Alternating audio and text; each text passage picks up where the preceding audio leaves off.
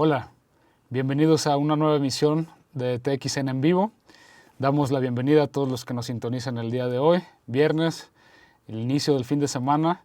Y bueno, volvemos con comentarios, conocimiento para integrar una visión más amplia de la vida, una visión más amplia de esta situación que enfrentamos hoy en día y trayendo a ustedes expertos en diferentes temas para poder integrar una visión más amplia de nuestro contexto, tanto presente como futuro. Los saludo a todos desde la distancia de lo físico, pero en la cercanía de lo empático, y a nombre del equipo entero de TXN, en la dirección y producción de esta emisión, Alexander Delgado, en el apoyo audiovisual, Iván García y Carlos Castro, y Jonathan Castañeda en los controles. Al habla David Augusto. Saludos a todos nuevamente. Bueno, pues vamos a pasar a unos pequeños highlights de lo que sucedió en la entrevista pasada sobre el tema de las repercusiones legales debido al confinamiento y la pandemia con Hoxan Valero.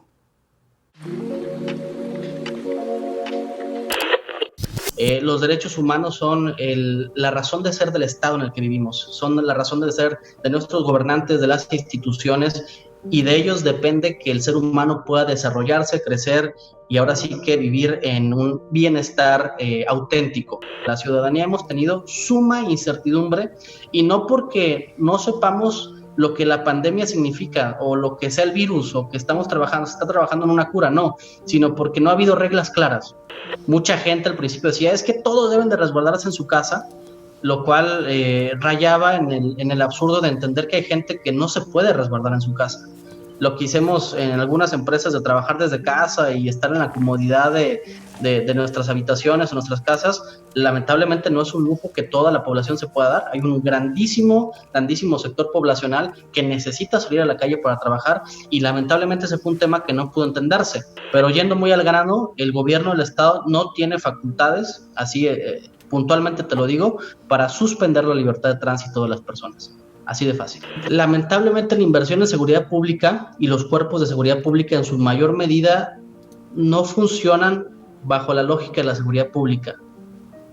Esa es la parte oscura que está detrás de todo esto. Es decir, lo que se está cuidando son los intereses de ciertos grupos políticos y los intereses de ciertos grupos delincuenciales. Esa es la dura y cruda realidad de lo que vivimos. Entonces, por más que hagamos modificaciones legales o modificaciones institucionales, la realidad es que los cuerpos policíacos y las fiscalías están cooptados por los gobernantes y por el crimen organizado en su mayoría.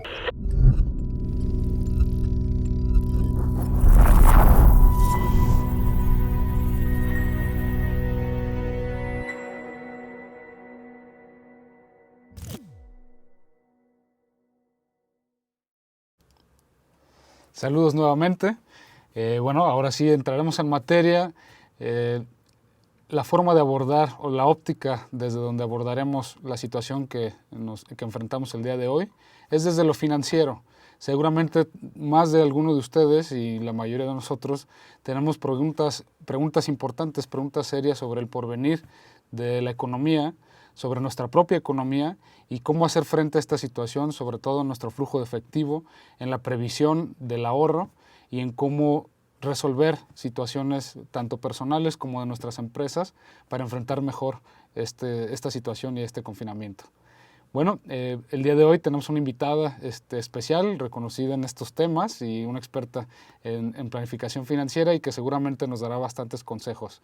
La presento, ella es Emanuel Brunet, es CEO y fundadora de Calmi, asesora y analista financiera. Ha trabajado en París como periodista financiera para la revista Decideos y como analista financiera en EY. En México ha destacado por su emprendimiento uniendo la tecnología y las finanzas, fundando empresas como Sofi y Calmi. Más de 6 años de experiencia en la industria de seguros como capacitadora de agentes de seguros y como corredora independiente. Apasionada de las finanzas, tiene su propio canal en YouTube, el cual a continuación diremos, con el objetivo de dar acceso a todos a una educación financiera y una perspectiva global de las tendencias generales de las finanzas personales. Saludo en la distancia de lo físico y en la cercanía de lo empático a Emanuel Brunet. ¿Cómo estás, Emanuel? Buenos días. Hola, muy bien, muchas gracias. ¿Y ustedes qué tal? Bien, gracias. Pues con muchas dudas, con incertidumbres que reconocemos en nuestros conocidos y en los allegados, en la gente que participa en los foros, sobre esta situación que enfrentamos. Y me gustaría abrir con esta primera pregunta, Emanuel, sobre esta disyuntiva en la que nos encontramos. Por una parte, en conservar un ahorro, porque tenemos cierta incertidumbre de qué es lo que va a suceder, y por el otro lado también continuar teniendo flujo de efectivo o gastando, digamos, para mover la economía y que la economía no se detenga como hasta ahora lo hemos padecido. ¿Qué nos pudieras aconsejar respecto de este tema y qué decisiones tomar de qué tanto ahorrar y qué tanto gastar para mover la economía? Ok, pues primero, antes que nada, hay que tener mucho cuidado en los temas como de los bancos que están dando como muchos apoyos, sobre todo en el tema de la tarjeta de crédito y de los créditos. Y el tema ahí es que cuando tú solicitas ese apoyo COVID, por ejemplo, para tu tarjeta de crédito, hay que saber que ya no vas a poder usar tu tarjeta de crédito durante algunos meses, porque te están congelando el pago como pendiente y entonces te bloquean la tarjeta para que obviamente, pues bueno, no tengas después una deuda enorme y que después de esos 4 meses que fue congelada, pues al final ya no puedas pagarla. Entonces, eso es algo muy importante, que ese apoyo, si ya lo habías solicitado y si ya ves que ahorita tienes un poquito más de flujo, yo lo que te aconsejo es quitar ese apoyo a tu tarjeta, porque al final de cuentas, en esos tiempos de coronavirus, la tarjeta de crédito sigue siendo una herramienta buena para en caso de emergencia, ¿no? De que necesitas de repente usar el dinero y ahí la tienes como disponible, mientras que con el apoyo, pues la vas a tener como congelada y no la vas a poder usar. Entonces, si ya tienes flujo, ya puedes solicitar a quitar ese apoyo. En caso de que estés en la situación donde ahorita sigues sin tener flujo, entonces lo que tienes que hacer, obviamente, pues sí, ese apoyo es muy bueno que están dando los bancos. También si tienes créditos hipotecario, créditos automotriz, pues ahí de haber congelado la deuda no es nada mal. Sin embargo, checas muy bien las letras chiquitas de los contratos, porque los bancos dan contratos, ¿no? Al momento de solicitar ese apoyo y revisa bien las condiciones, porque a veces hay unas que te van a perjudicar más cuando ya se termina ese plazo que te están dando. Y bueno, en términos de los gastos, pues definitivamente se tiene que recortar gastos.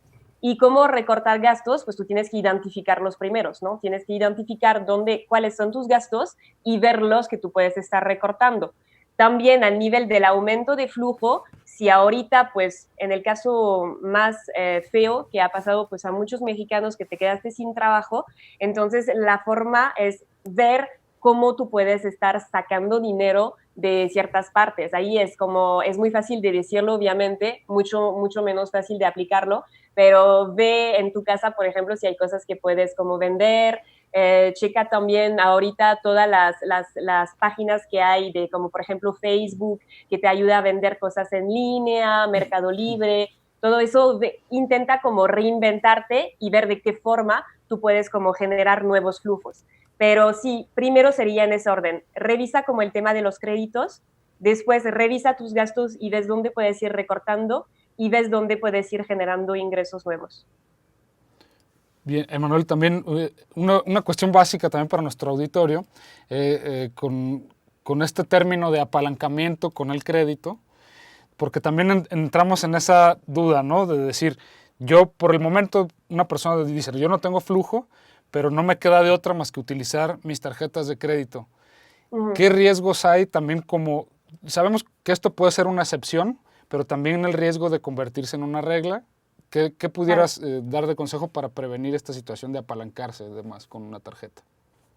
Pues ahí, como en esa situación que es como muy, muy especial, literal, la tarjeta de crédito la tienes que usar nada más en caso de algo muy de emergencia, ¿no? De repente, por ejemplo, si algún familiar tuyo o tú mismo te enfermas de coronavirus y necesitas hacer un pago de gastos hospitalarios, por ejemplo, pues ahí es como donde tú lo puedes ir usando. Y obviamente, pues sí hay que tener como un montón de cuidado porque sabemos que la tarjeta de crédito es el instrumento más peligroso que existe si no lo sabes usar, por el tema pues de los intereses que te están cargando.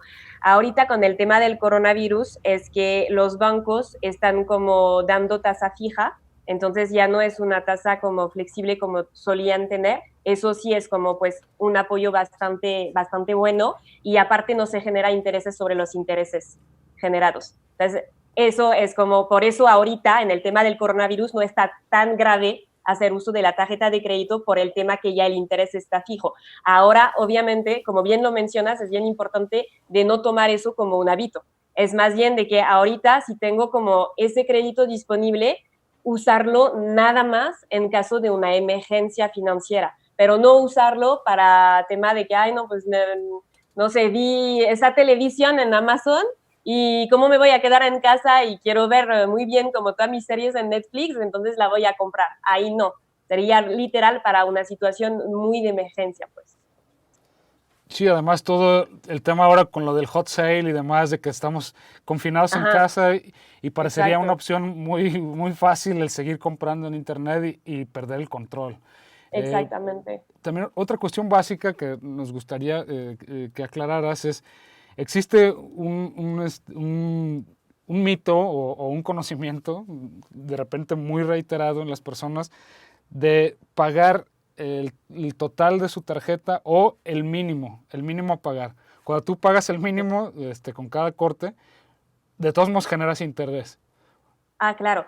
No, sí, eso es muy, muy, muy importante, porque aparte, los bancos son muy inteligentes. Al momento de tú pagar tu tarjeta, viene por default ese botón ya picado, como que ya del pago mínimo. Entonces tú dices, Sí. ay, pues perfecto, hasta el banco me dice que ya puedo pagar el mínimo. Entonces solemos pensar de que pues no hay problema, pago el mínimo y ya. Pero al final el interés es casi igual así no hubieras pagado tu tarjeta. Entonces, un decir, ¿no? Si el interés, ahí voy a exagerar, pero si el interés era del 40%, en el pago mínimo va a ser del 30%. Entonces, casi no hay diferencia y al final te vas a endeudar. Entonces, siempre lo que hay que pagar es lo que dice pago para no generar intereses o pago total. Pero el tema del pago para no generar intereses es si, por ejemplo, tú hiciste algunas compras el mes pasado a 12 meses sin intereses, entonces eso se van a ir acumulando, pero el banco no te va a pedir que tú pagas toda la totalidad del pago, por eso lo diferiste a 12 meses sin intereses. Entonces, por eso, ahí es donde tú vas a pagar el monto para no generar intereses y con eso nunca vas a tener problema. Bien, y en el caso, por ejemplo, para las personas que tienen pequeños negocios Uh -huh. o empresas pequeñas también, ¿cómo y que están teniendo problemas de flujo, pero también se encuentran ante esta disyuntiva de tener que reducir plantilla de nómina o bajar salarios? ¿Qué recomendarías en el caso de que el flujo no sea suficiente? Pedir un préstamo, pagar algunas cosas con tarjeta de crédito, o cómo enfrentar esta situación y sobre todo qué decisiones tomar en el mediano y largo plazo respecto a las soluciones inmediatas. Claro, ahí es más delicado, como en el tema de empresas. Eh, Hubo como algunos apoyos que se hicieron, sea al nivel federal y al nivel estatal. Entonces, primero es eso que mi recomendación, ir checando todavía los apoyos que hay disponible, sea en tu estado o el nivel federal. Eso lo pueden ver directamente en la página del gobierno. Ahí en Google, pues directamente googlean apoyos gobierno de tu estado y apoyo gobierno federal. Y ahí van a poder ver si son elegibles o no. Después de esa parte, obviamente sí, definitivamente, y se escucha feo, pero cuando uno tiene una empresa, lo primero que hay que hacer, pues cuando vemos que no vamos a tener flujos, sí tenemos que hacer recorte. Digo, obviamente, pues eso sí va a impactar negativamente en las personas, ¿no? Que se van a quedar sin trabajo, pero para que una empresa pueda sobrevivir es uno de los primeros gastos que va a ir recortando y es una realidad. Y bueno, el tema ahorita, digamos, del coronavirus es que las empresas tienen que encontrar la forma de aguantar hasta que la situación se normaliza. Y la forma de aguantar, pues, es ir reduciendo los gastos fijos que uno puede tener. Y los gastos fijos vienen siendo, pues, si rentamos un local, entonces ir como viendo con el que nos renta si hay formas justamente que nos pueda como prorrogar el pago en unos como 3 meses, por ejemplo, para darnos como un poquito de tiempo ir desgraciadamente pues recortando la nómina. Ahí también lo que pueden hacer es ir viendo también una cierta negociación con sus colaboradores y ver la forma que en vez de ir recortando al 100%, ir haciendo una rebaja de sueldo y quizás meterle a trabajar a medio tiempo en vez de tiempo completo, pero de esta forma no despedir a toda la planta que pueden tener, ¿no? Entonces, eso sería como uno de los consejos. También, bueno, al nivel de los créditos, ahí sí es muy delicado en término empresarial, porque como no tenemos actualmente una perspectiva muy clara de qué va a pasar, tomar un crédito sí es un riesgo bastante fuerte ahorita. Entonces, por eso yo recomendaría mejor ir viendo como el tema de los apoyos.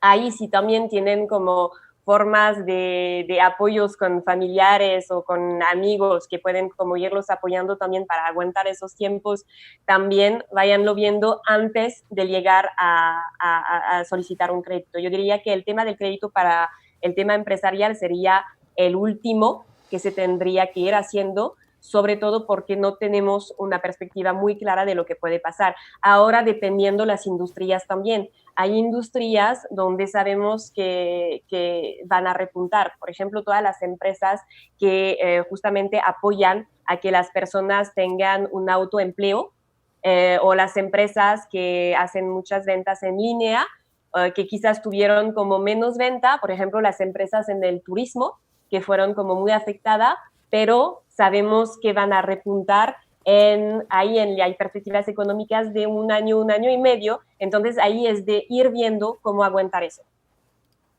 Okay. Y al final es como finanzas personales, ir viendo como tus gastos, el flujo que tú podrías ir teniendo y hacer esa proyección.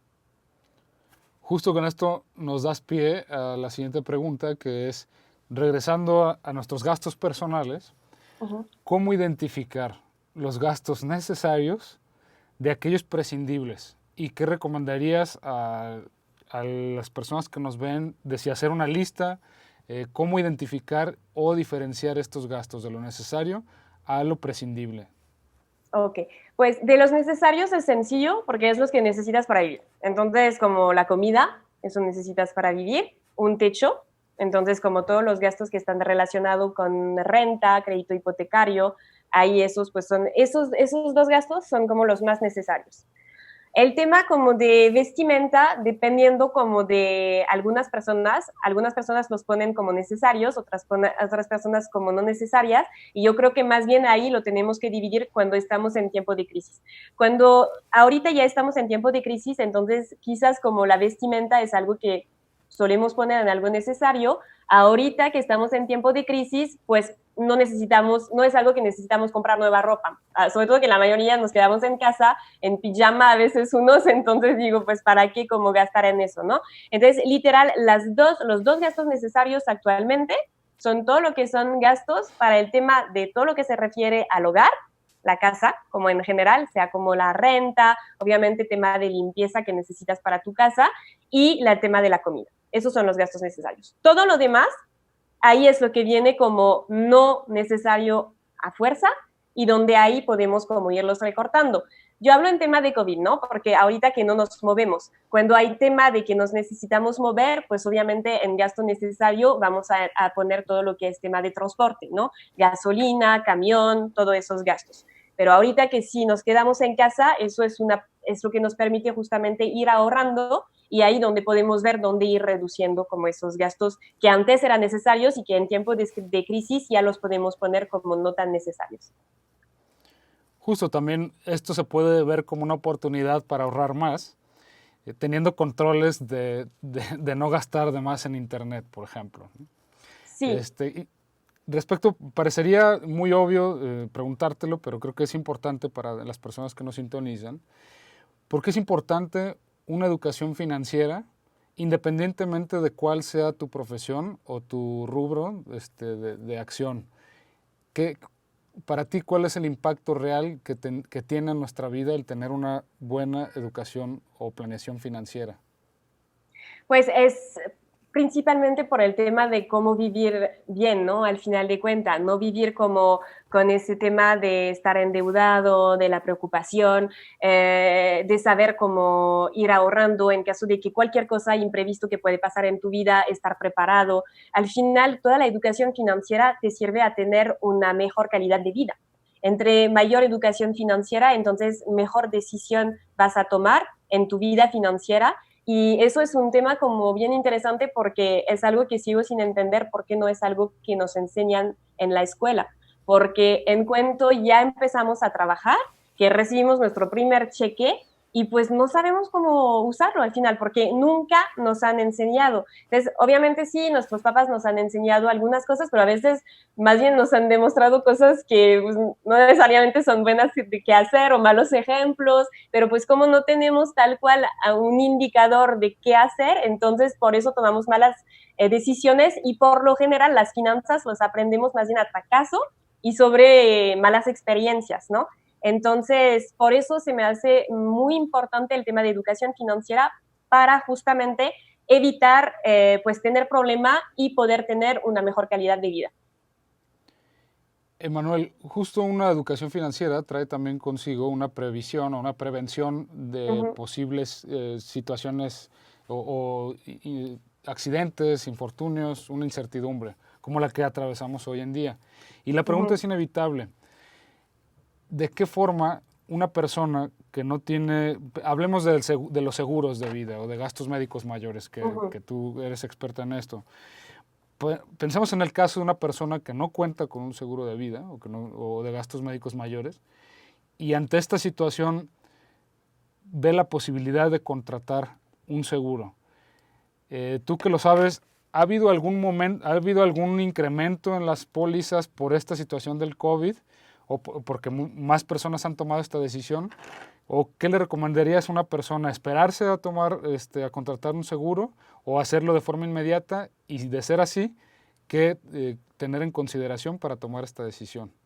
Ok, sí, es algo como, sí, vimos como justamente un incremento en el interés de proteger como a la salud y sobre todo a su patrimonio, porque al final de cuentas es eso que estamos protegiendo su salud porque vamos a tener acceso a mejores como pues hospitales, mejores como acceso de salud, tal cual, pero sobre todo lo que estamos protegiendo antes que todo es el patrimonio, ¿no? Para justamente evitar hacer uso de tarjeta de crédito, evitar contratar un crédito que al final nos va a poner en un problema financiero, entonces para eso sirve. Ahora, obviamente sí, es más que recomendable tener un seguro, sobre todo que ahorita todas las aseguradoras cambiaron sus condiciones generales, que antes normalmente el tema de pandemia no lo estaban cubriendo y ahorita lo cubren y aparte del coronavirus, la mayoría lo cubren desde el primer día. Entonces, en cuanto ya contratas tu seguro, ya estás cubierto para eso. Entonces, si el día siguiente te enfermas, no pasa nada, vas a estar cubierto. Entonces, eso es importante.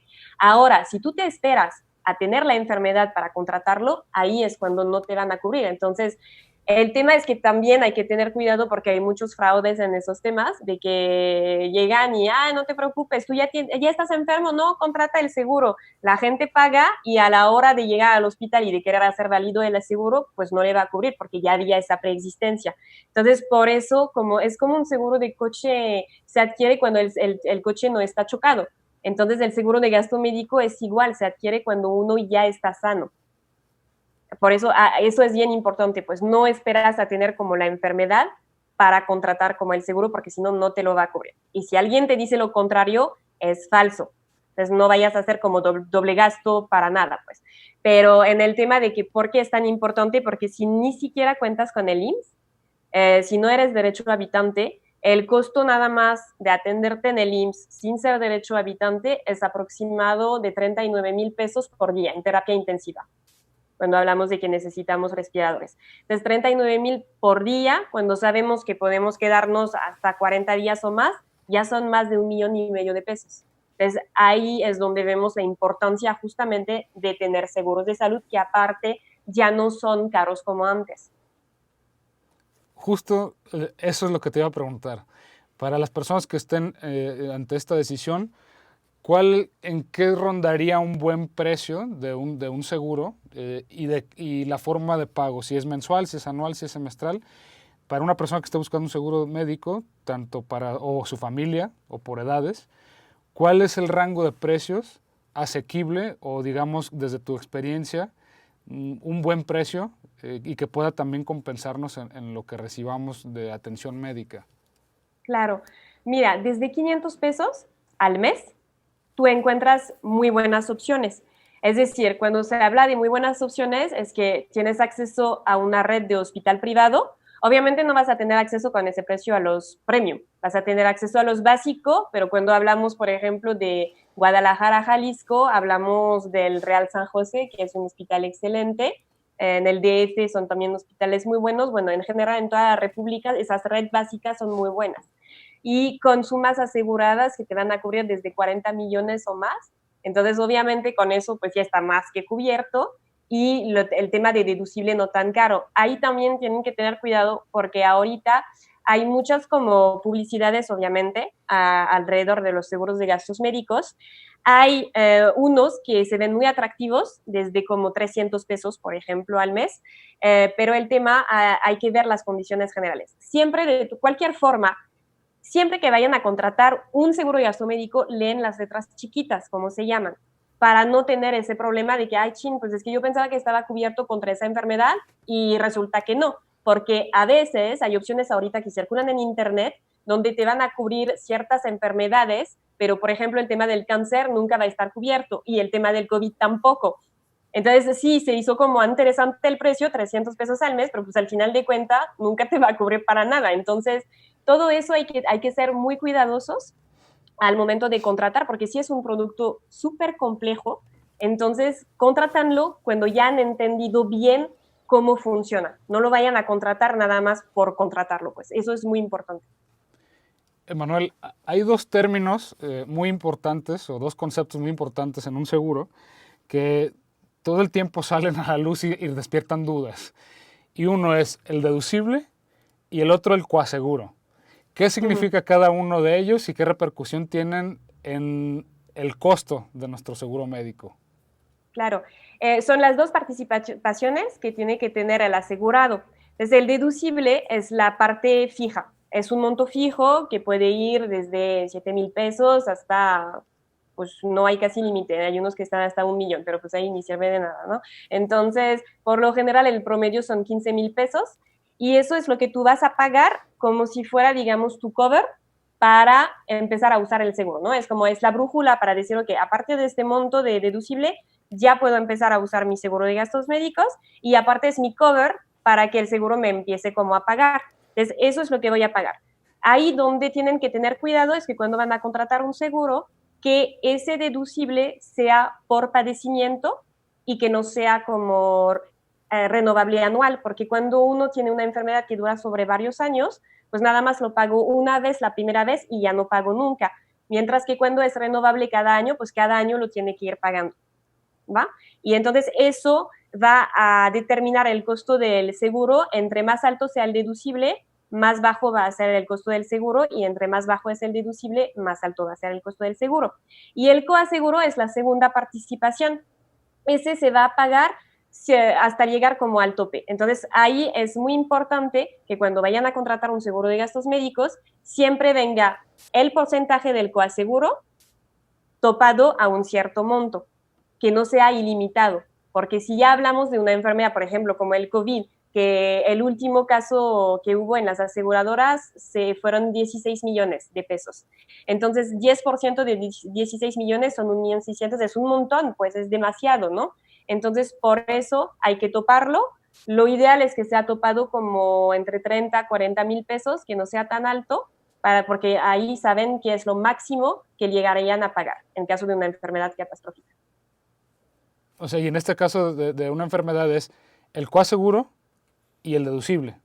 Así es. Por ejemplo, en el caso de esa persona que fueron 16 millones, entonces su deducible fueron como 15,000 pesos, su coaseguro de 10% topado a 40,000. Entonces, él pagó 55,000 pesos, que fue su tope de coaseguro de 40,000, más su deducible de 15,000, y todo lo demás ya lo pagó la aseguradora. Que justo lo que tendría que revisar todo aquel interesado es esta balanza entre un seguro a lo mejor quizás más alto o más oneroso, pero con un deducible menor, o Exacto. en cambio un deducible mayor para hacer el costo más bajo del seguro. Sí. Para tomar en consideración, es importante que las personas que nos están viendo, tomemos en cuenta pues, las propias cifras que mencionó Manuel, hablando de que solo en el IMSS estamos hablando de aproximadamente 39,000 pesos por día en terapia intensiva, en el IMSS. Imaginemos esto en un hospital privado. Exacto. se vuelve, No, se después de los va. 40 días, esto, vamos, debes tu vida entera. Y tomando justo como una previsión, un seguro, según lo que menciona Manuel, pensemos en 500 o 1,000 pesos, estamos hablando de 12,000 pesos anuales versus esta posibilidad de 1,5 millones de pesos, ¿no? Exacto, es correcto. Entonces, bueno, volviendo al tema del ahorro y la previsión, Emanuel, aquellas personas que tengan deudas y que hayan tenido deudas incluso antes de entrar en este tema del confinamiento, ¿cuál sería el consejo principal que tú das eh, para las que no están pudiendo pagar completamente estas deudas? ¿Cómo poner orden y cómo priorizar o pedir estas ayudas? Ok. En el tema de si ya estaban endeudados antes de que empezara todo el tema del COVID, ahí sí no van a poder como tener todo el tema de los apoyos de los bancos, porque los bancos empezaron a generar esos apoyos a partir del 28 de febrero, más o menos, fueron como a finales de febrero, siempre y cuando tu saldo estaba como, pues ya no había como, estaba bien pagado, pues. Discúlpenme, ya no encontraba la palabra. Entonces, como en cuanto tu saldo tú ya estabas bien con la deuda, no hay ningún problema a ese nivel y ya podías solicitar el apoyo. Sin embargo, si ya tenías deudas no saldadas antes del 28 de febrero, ahí sí el banco no te podía otorgar ese apoyo. Entonces, ¿qué tienes que hacer? Pues ahí es como en caso normal, cuando uno ya está endeudado, es ir de nuevo identificando todos sus gastos, ir viendo también, obviamente, identificando sus ingresos, de qué forma puede aumentar sus ingresos, recortar sus gastos y ir pagando a la deuda. Ahora también lo que puede hacer, obviamente, pues ir reestructurando la deuda y ahí pues es tema de negociar directamente con el banco. Es lo que yo recomiendo que primero ustedes vayan hablando con el banco, que se esperan a que el banco les marque para reestructurar la deuda, porque ahí pueden llegar a mejores como tasa y hay de dos, o reestructuran la deuda, es decir, que se van a congelar con una tasa fija y entonces ya lo van a ir pagando sobre más años. Si, por ejemplo, tenían un decir, ¿no? 100,000 pesos de deudas no saldadas, entonces ahí el banco le va a decir, ok, pues esos 100,000 me lo vas a pagar a 10 años y te voy a dar esa tasa. O si no, el banco te puede decir también lo que es lo que se llama una quita. Tú negocias la quita y entonces en vez de pagar 100,000 pesos, el banco te dice, ok, pues págame 30,000 y ya con eso la deuda ya está saldada para mí. Sin embargo, eso significa que tú vas a tener es una estrellita que va a aparecer en tu burro de crédito y eso te va a impedir después poder como pues solicitar un crédito. Digo, esa quita se va a durar 6 años.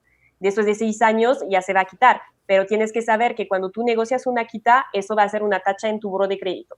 Hay ciertos bancos que te van a aceptar otro crédito, pero con unas condiciones pésimas, o si no, nunca vas a poder como obtener nuevamente un crédito hasta que pase esos 6 años.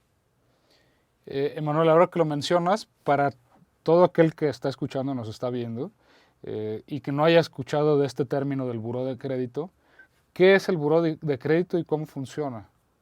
Ok, el burro de crédito al final es diría como un policía que está como viendo todo lo que tú has hecho en tus finanzas y tu comportamiento.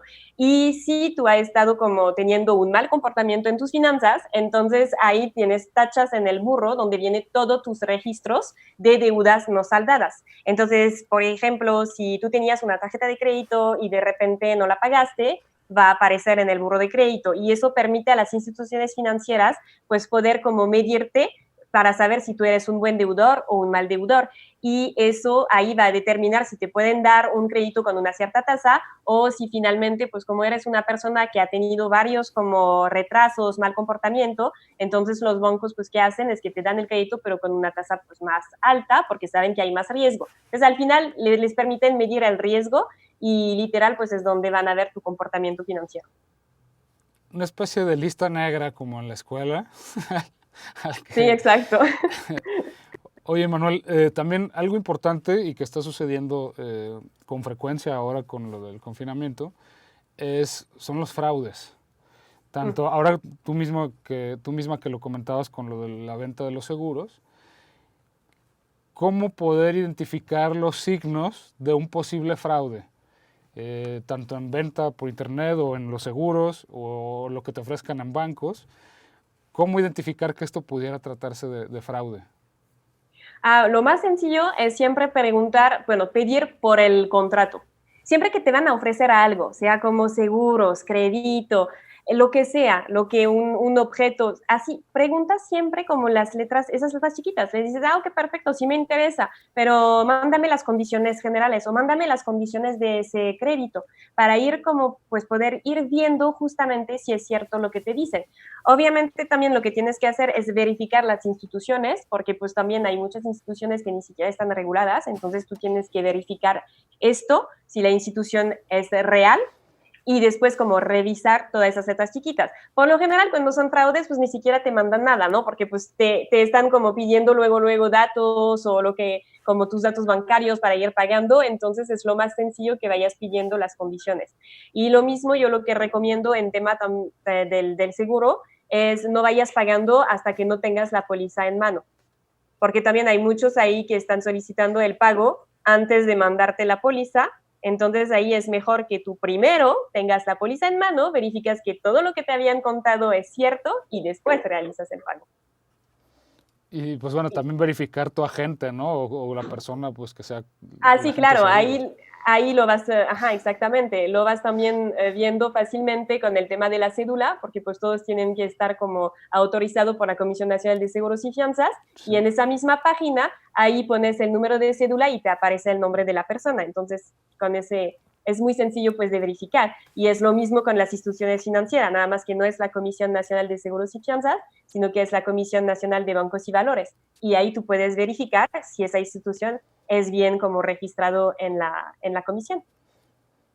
A modo de paréntesis también para las personas que nos sintonizan, una recomendación en el uso de tarjetas para compras de internet, en internet, es las aplicaciones que también los bancos con los que los bancos cuentan, perdón, que es este famoso wallet, que lo que hace es que espejea tu tarjeta de crédito y te da un número, digamos, diferente al que tiene real el plástico físico, y esto hace, da más seguridad y digamos, Exacto. para que te clonen la tarjeta, porque es algo muy común si la pones en las compras por internet.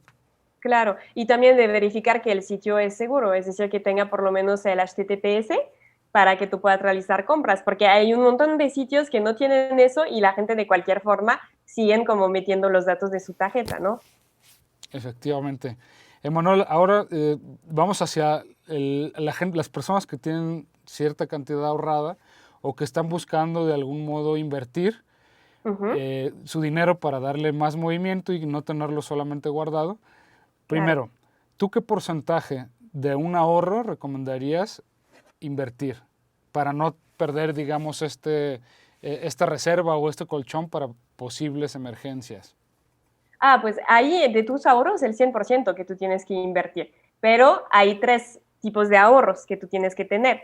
Hay el Bien. ahorro de emergencia, donde tú lo vas a invertir en algo como, por ejemplo, CETES, donde tú sabes que ese dinero lo vas a tener disponible, pero de todos modos ya hablamos de inversión, porque te está generando, es poquito, ¿eh? Es 1%, 0.05%, pero por lo menos no está parado en tu cuenta de cheque. Entonces, por eso desde el inicio hablamos de inversión. Ese yo recomiendo que ahorita, sobre todo en la situación del coronavirus, sea fácilmente el 60% que esté como en esa dirección, ¿no? El 60% de tus ahorros, que tú sepas que tú los puedes tener disponible porque pues actualmente estamos en una situación de, pues complicada, ¿no? Y de crisis. Después, los 40% restante, ahí es donde tú lo puedes ir dividiendo en tu ahorro a mediano plazo y tu ahorro a largo plazo. Tu ahorro a mediano plazo, ahí lo puedes ir invirtiendo en herramientas. Ahorita hay muchas herramientas nuevas como yotepresto.com o varias empresas así nuevas, pero muy buenas, que te dan como rendimiento sobre 2, 3 años, que pueden ser del 10% anual, muy interesante, y son empresas como aparte seguras. Yotepresto.com sí le hago como un montón de publicidad, la verdad, porque es una empresa que es muy seria y su forma de trabajar es muy cuidando como el usuario final siempre, ¿no? Entonces ahí esa la recomendaría sin problema. Y después también pueden ver otros instrumentos como el tema de invertir en UDI, por ejemplo, que no te da como al final no te va a dar como enormes rendimientos, pero con un ahorro a 5 o 10 años, ahí sí estás recuperando pues un dinero interesante y sigue siendo algo como seguro para un plazo, digamos, a mediano plazo, que es para una meta muy específica de, por ejemplo, comprar una casa, comprar un coche, irme a estudiar en no sé qué lugar, etcétera, etcétera, ¿no? Ahí es donde yo recomendaría poner el 20% de esos 40% que quedaba y el otro 20%, eso sí, yo le diría de invertir a largo plazo. Si en un inicio no quieres poner el 20, pues pon el 10% de tus ahorros generales, pero vayas pensando a todo ese tema del retiro, pues ya sé que a nadie nos importa ahorita, menos en tiempo de crisis, pero yo creo que ahí también es donde tenemos que ver esa oportunidad del coronavirus y de ver como tema de crisis cuando ya nos encontramos sin nada, de cómo hacer justamente en caso de que llegue a pasar de nuevo algo así, para que no pase como esa situación donde nos quedamos sin solvencia, ¿no? Y el tema del retiro al final es que si uno no está ahorrando, se va a encontrar en lo que ahorita estamos en el COVID. Sí. Entonces, por eso es muy importante ir ahorrando a largo plazo. Ahí sí les puedo recomendar un muy buen libro para tema de inversión, es El Inversor Inteligente de Warren Buffett. Es muy bueno, muy fácil de leer y te permite como acercarte al tema de las inversiones, aun cuando tú eres como principiante al 100. Muy bien, ya tienen entonces ahí una recomendación, El Inversor Inteligente de Warren Buffett. Emanuel, también tú recomendarías, ahora que están en boga las bitcoins, invertir en bitcoins. Pues invertir en Bitcoin, ahí es nada más como ir jugando a la lotería, ¿no? Es lo mismo. Digo, eso es cuando tú ya tienes como tus 3 ahorros, ahí tú puedes guardar una parte para ir jugando.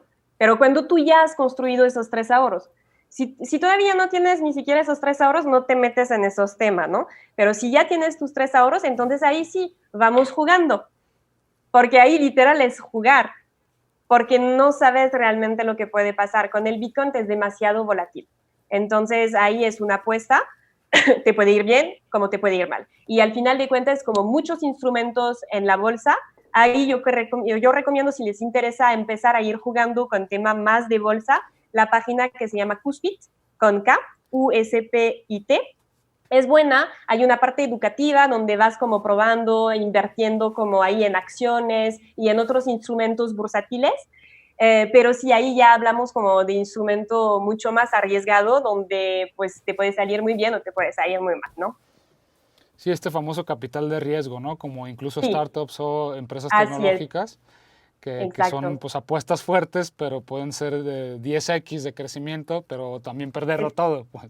Así es correcto. Por eso ya son una inversión de riesgo. Ahí sí ya tienes que saber que ese dinero lo puedes perder. Recapitulando entonces, Manuel, del 100% que tenemos de dinero de ahorro posible, el 60% recomiendas que sea un ahorro, digamos, más seguro, como CETES, los famosos CETES a 28 días. Ujú. El 40% restante tú lo divides el 20% en una inversión con un riesgo medio, como el ejemplo que pones de yotepresto.com, y dejar el 20% restante para inversión a largo plazo o capital de riesgo. Sí, más bien ese 20% yo te diría, si tú lo vas a ahorrar para el tema del retiro, ahórralos en ETFs. Ese es el mejor instrumento que hay a largo plazo y es bastante, de hecho sí es muy seguro porque es a largo plazo y siempre va ganando. Pues puede haber como bajadas así, pero tú sabes que en 2 años se va a recuperar. Entonces, ese instrumento se llama ETFs, que son Exchange Trade Funds, y es el mejor instrumento para invertir a largo plazo. Muy bien.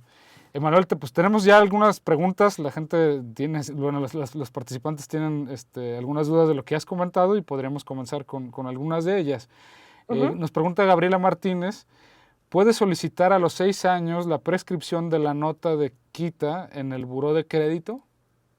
Sí, cuando ya pasaste los 6 años, ya, porque ahí es como cuando ya se renueva justamente ese tema del buró. Ok. Y tenemos una más. Dice Lulú Hernández Ruiz, no estoy segura Ah, ok, perdón, dice Flor Hernández, el tema de impuestos en estas herramientas, hablando de yotepresto.com, ¿es mejor que con el banco? No, porque así el tema de los impuestos es fijo, pues como es el tema del impuesto sobre el rendimiento, entonces no importa que sea en una herramienta 100% digital o en una herramienta del banco, siempre va a ser la misma tasa. Muy bien, nos preguntaban hace un momento que en relación a los seguros de gastos médicos, que si existe alguna aseguradora que tú recomiendes por encima de otra. Pues fíjate que ahí no, de hecho justamente en el canal hice un video YouTube de cuál es la mejor aseguradora, porque al final es dependiendo mucho de tus necesidades, dependiendo como lo que tú buscas, va a haber unas que se va a adaptar más a tu perfil que otras, pero en grandes líneas tienes que checar lo básico, ¿no? Que están registrados bien en la comisión, cuál es su calificación promedia en la comisión, y de esta forma ya puedes saber si es una buena o si es una aseguradora patita, pues. Ya, y hablando también de familias, si existe algún seguro de gastos médicos que cubra a toda la familia y que de alguna manera por esa razón disminuyan sus costos y que no sea de forma personal. Sí, sí, de hecho, como existe seguro como individual, familiar, para pareja, y efectivamente, entre más personas haya en un seguro, si la familia es más numerosa, hay más descuentos, sale más barato como en promedio. Bien, nos pregunta, Emanuel, nos pregunta Gabriela Martínez, ¿qué es más recomendable? ¿Ahorrar y pagar las mensualidades de las tarjetas? ¿O si se tiene el dinero, liquidar las tarjetas aunque te quedes sin ahorro? Pues mira, dependiendo mucho de cuánto es el crédito y sobre todo la tasa del crédito. Porque si tu tasa del crédito es muy alta, yo te recomendaría, sí, efectivamente, del 90% de tus ahorros, no el 100%, pero el 90% ir liquidando ya la tarjeta. Porque si no, nunca se te va a acabar esa deuda. Obviamente, si ya hablamos de una deuda de tarjeta de crédito, eso es lo que te recomiendo. Si es una deuda de otro tipo de crédito, entonces ahí sí lo puedes ir como más bien poner 60% de tu ahorro para el pago del crédito y 40% lo guardas en el ahorro. Bien, bueno, pregunta Paula Hernández un poco también en el sentido de esta pregunta, quizás la responda de alguna forma. ¿Cómo manejar nuestros ahorros? ¿Cómo y cuándo invertirlos? ¿Es mejor dejarlos a la mano para cualquier emergencia? Entonces, más bien aquí la pregunta es, ¿qué porcentaje de mis ahorros puedo dejar como un colchón fijo, digamos? Sí, exacto. Entonces ahí es lo que yo decía un poquito antes, que sea el 60% ahorita que Bien. tú dejas como para emergencia. Pregunta Alexandra, también que si recomiendas tú alguna herramienta para comenzar a hacer mi planificación financiera, alguna app, por ejemplo, o algún software que me pueda Sí, ayudar en el día a día. fíjate que hay dos aplicaciones que son bastante interesantes, que vienen siendo la de Finerio y Fintonic. Esas dos, vayas viendo cuál se te acomoda más, pero están muy interesantes, aparte te dan contenidos bastante interesantes justamente sobre educación financiera y para manejar mejor tus finanzas, y aparte como las puedes ligar esas dos aplicaciones con tus cuentas bancarias, entonces se te hacen como el trabajo, digamos, en automático, y de esta forma tú ya puedes ir identificando dónde estás gastando de más y es más fácil después para poder ir reduciendo justamente esos gastos.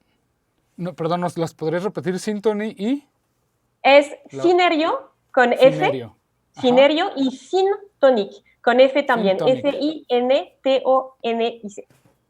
Finerio y Fintonic. Muy bien. Así es. Están por enviarme varias preguntas. Pero bueno, el ahorro para el retiro, Emanuel. Y por ejemplo, nosotros quizás como personas más jóvenes, a veces es lo último en lo que pensamos. Ajá. Y no, es Y muy debería poco ser lo común, la primero. verdad, y debería ser lo primero, es muy poco común, la verdad, encontrarnos con personas que sí lo hayan previsto desde esta edad, ¿no? ¿Qué recomendarías para comenzar a planear nuestro retiro y de qué forma hacerlo? Pues ahorita hay muchos instrumentos justamente que permiten hacerlos y tú puedes iniciar desde 1,000 pesos al mes. Entonces es poquito porque al final de cuentas pues no representa como un monto tan fuerte, y después lo puedes ir subiendo, obviamente, dependiendo la meta que tú quieres ir alcanzando. Pero yo recomiendo más tener un ahorro se llaman como plan privado para el retiro, que sea como de forma privada que más bien vayas como aumentando tu Afore, porque desgraciadamente el tema de las Afores a veces como aún si están como manejando por empresas como privadas y otras como medio pública, hay como temas de no transparencia ahí que hace que no sabemos necesariamente cómo se está usando ese dinero de repente, si de repente cuando llegamos a la edad del retiro lo vamos a tener o no. Aparte cambian las reglas todo el tiempo. Yo tengo 8 años en México y han cambiado 4 veces las reglas sobre la edad de retiro, el monto máximo que te iban a otorgar. Entonces como que eso la verdad no da mucha confianza, entonces eso no lo recomiendo. No hacer aportación adicional a tu Afore, pero más bien hacerlo en un plan privado para el retiro, y ahí tú te puedes acercar a empresas financieras, a aseguradoras, todas tienen como ese tipo de plan. Justo, ¿cómo recomendarías la búsqueda inicial de este tipo de empresas y qué tomar en consideración para elegir la mejor opción? Claro, mira, ahí para el plan para el retiro, para mí la mejor opción ahorita es la que es de Allianz, y que tienen justamente esa inversión en ETFs, que es como la inversión, como ya lo había comentado. También hay empresas como MetLife que tienen planes interesantes, pero lo que tú tienes que ir viendo es el rendimiento que te aseguran. Porque el tema es que a veces te venden unos planes para el retiro con un rendimiento asegurado, y el tema es que en ETFs no te pueden asegurar el rendimiento porque el rendimiento es promedio sobre los históricos que hubo. Entonces, primero es eso. Sí son muy buenos instrumentos, pero que no te dejen engañar, pues. No vas a tener como algo fijo, y también que tú estés bien enterrado, que es a largo plazo. Entonces, tienes que saber que durante 20 o 25 años no vas a ver ese dinero. No lo vas a poder tocar, aunque te dicen que no, es mega flexible, lo puedes ir sacando. Y no, si tú lo vas sacando, ahí tú vas a romper todo el tema de justamente qué es invertir en ETFs, y al final te va a perjudicar. Entonces, eso es lo más importante. Tienes que verlo a largo plazo. No hay formas de retirarlo, digo, aún si hay flexibilidad, obviamente, para cualquier cosa de la vida, pero tienes que mentalizarte que no lo tienes que sacar y que es a largo plazo y que el rendimiento no es garantizado, no puede ser garantizado. ¿Va? Y ya. Bien. ¿Y qué porcentaje entonces de tu ingreso mensual tú destinarías a un fondo de retiro? ¿Cuál sería para ti una Pues cifra sería, considerable?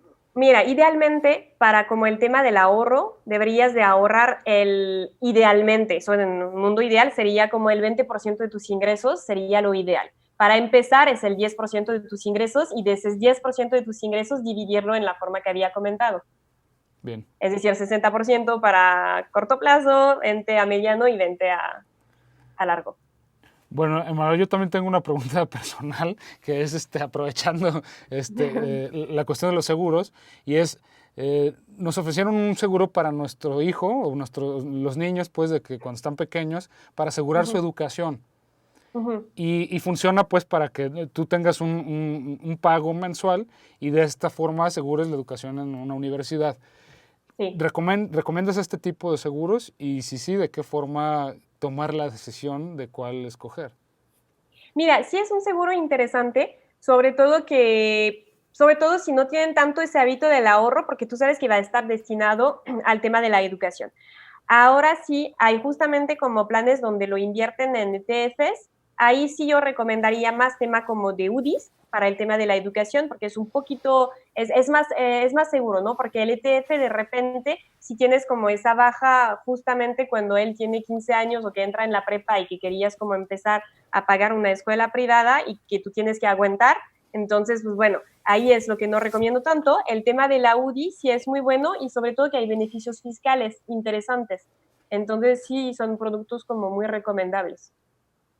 Y nada más, Bien, algo que tienes que sí. fijarte adicional es el tema del seguro de vida, porque por lo general vienen ligado a un seguro de vida, pues nada más tienes que revisar si ya tienes un seguro de vida aparte, pues no necesariamente necesitas meter un monto muy alto, porque hay que saber que cuando son combinado ahorro y vida, hay de 5 pesos que tú vas metiendo, 3 se van al pago del seguro de vida y 2 realmente al ahorro. Entonces ahí es donde tú tienes que ir viendo más bien esa parte. Bien, Emanuel, también tenemos una pregunta y dice Alexandra, ¿cómo crear un legado? ¿Cómo una familia de manera interna puede educar financieramente a sus hijos? ya que es un tema que no se trata en las escuelas desde pequeños. Pues ahí puedes como empezar a hacer juegos, todos los juegos, por ejemplo, del mercado, donde tú les enseñas a ir comprando, por ejemplo, les das como falso presupuesto y ellos tienen que hacer las compras. Eso es una forma de enseñarlos. Después de empezar, como yo me acuerdo, mi papá es lo que hacía, nos daba como falsos cheques y nos enseñaban como justamente a ir usando eso. Nos daban también un dinero como mensual y teníamos que nosotros presupuestar como nuestros ahorros y empezar a ahorrar. Entonces, ahí tú puedes poner metas a tus hijos, por ejemplo, eso es lo que más funciona, de que, ay, no, es que me gustaría ese videojuego, me gustaría comprarme una guitarra, lo que sea. Ok, pues yo te voy a dar como tu dinero mensual y tú pues ves cómo lo puedes manejar. Y de esta forma también enseñan a los hijos a decir, a ver, entonces con eso no me va a alcanzar para comprar mi guitarra o hasta en 3 años, ¿no? Y entonces ahí los mismos niños dicen, ok, pues entonces voy a ver de qué forma puedo empezar a generar ingresos. Y de esta forma, con la misma práctica, los vas enseñando. Yo creo que eso está padre en ese tema de jueguitos, de hacer algo lúdico, porque al final de cuentas es muy práctico, ¿no? El tema de las finanzas. Entonces, de nada más leer sobre eso, no necesariamente te va a servir al 100, ¿no? Pero más bien ir aplicando con esos juegos con los niños para que ellos se vayan enseñando mejor. Y ahora con lo del confinamiento en casa, podríamos aprovechar el Sí, tiempo adicional que tenemos para generar juegos financieros. Así es. Por último, Emanuel, nos preguntan, ¿hay parte de mis ahorros, en el caso de que se pueda, que deba destinar a los demás para que ellos estén bien? O sea, a lo mejor a mis cercanos, amigos, etcétera. Pues ahí, digamos, al final, cuando tú tienes tus ahorros, tú destinas las metas, tú mismo vas a hacer tus metas. Entonces, si una de tus metas es justamente apoyar a tus familiares, obviamente es algo como muy bueno, ¿no? Digo, ahí no hay una regla fija, porque tú vas definiendo tus propias metas. Bien. Bueno, terminamos con una pregunta que dice Lulú Hernández Ruiz, que no está tan segura del uso de estas herramientas de inversión. Dice, por lo general aquello que suena mágico no me da confianza. ¿Qué podría No, decirle a las personas? claro, eso sí, tienes totalmente razón. Cuando, por ejemplo, te prometen, había un momento dado donde invertían justamente el tema de bitcoins que tú mencionabas y decían que invirtiendo en bitcoin en un año te iban a dar el 50%, no, era el 200% de lo que tú habías aportado. Obviamente eso era falso, falso, falso. Es todo el tema de la flor, de la abundancia, de todas esas cosas como de fraudes que te prometen como la luna. Entonces, Sí. eso sí tienes que tener cuidado. Pero las instituciones financieras, como ya había comentado, tú vayas checando en la Comisión Nacional de Seguros y Bancas, la Comisión Nacional de Bancos y Valores, de Seguros y Finanzas, perdón, y de Bancos y Valores, vayas revisando esas instituciones y de ahí vas a poder ver su calificación. Entonces, ahí es muy fácil y esas justamente no te prometen la luna, porque vienen con reglas muy específicas. Bien. Bueno, Emanuel, ahora que estamos también con un poco de más tiempo disponible y justo lo que te decía fuera del aire es ¿qué recomendarías tanto de libros o de contenidos, series, películas para ampliar nuestra visión respecto a lo financiero o un poco involucrarnos o sensibilizarnos más en estos temas?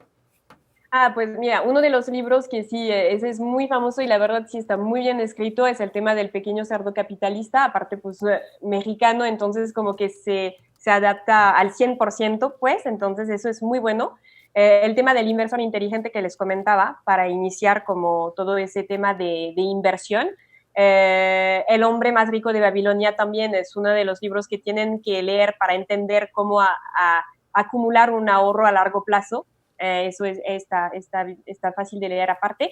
Y en tema de películas, pues ahí hay muchas, ¿no? Como las películas, uno que está muy buena es La Gran Apuesta, para entender justamente sobre crisis financiera, esa está perfecta, pero la verdad está complicada porque vienen con términos súper financieros, esa sí tienes que meterle pausa, regresarla, pero si tú quieres aprender muy bien de tema de inversión, de crisis financiera, está súper padre.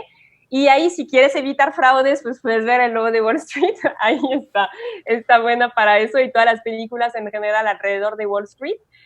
Y también hay una serie en Netflix de Dirty Money que está bastante interesante para también pues como ver todo el tema financiero de las grandes empresas o el tema de grandes fraudes que se hicieron y te permite también entender más los mecanismos financieros. Sí, incluso hasta como lectura geopolítica, porque esta serie, la verdad, sí es muy recomendable. Muy Bueno, buena. Manuel, por último, ¿dónde te pueden encontrar? ¿Cuál es tu canal de YouTube? ¿Cuáles son tus redes sociales? ¿Y dónde pueden acercarse contigo para los temas de información y asesoría financiera y de seguros? Pues en el canal de YouTube es Calmi, con K y Y, y con mi nombre, Emanuel Brunet, y es Emanuel, no Emanuel de hombre, pues. Y ahora ya las Y estamos poniendo. Ajá. perfecto, y me pueden encontrar también en Facebook y en Instagram con Calmi Seguros. Ya cambiamos como las redes, Emanuel Brunet ya no tanto lo movemos, entonces ahí es donde ya pueden ver toda la información más reciente. Muchas gracias por tu tiempo, Emanuel, por tu disposición y tus consejos. Y Gracias a pues bueno, ustedes, espero les sirvió. claro que sí, espero que les haya servido, les haya dado un poco de más luz estos consejos de Emanuel. Y pues bueno, seguiremos en TXN en vivo con más temas abordando la realidad y esta situación que nos enfrenta el día de hoy a nuevas posibilidades, ampliar nuestras miras y a entenderlas desde diferentes ópticas. Les damos las gracias por acompañarnos en esta transmisión. A nombre de Alexandra Delgado en la dirección y producción de este proyecto, en el apoyo audiovisual a Carlos Castro e Iván García y Jonathan Castañeda en los controles. David Augusto en el habla. Muchas gracias y nos vemos la próxima semana. Hasta pronto.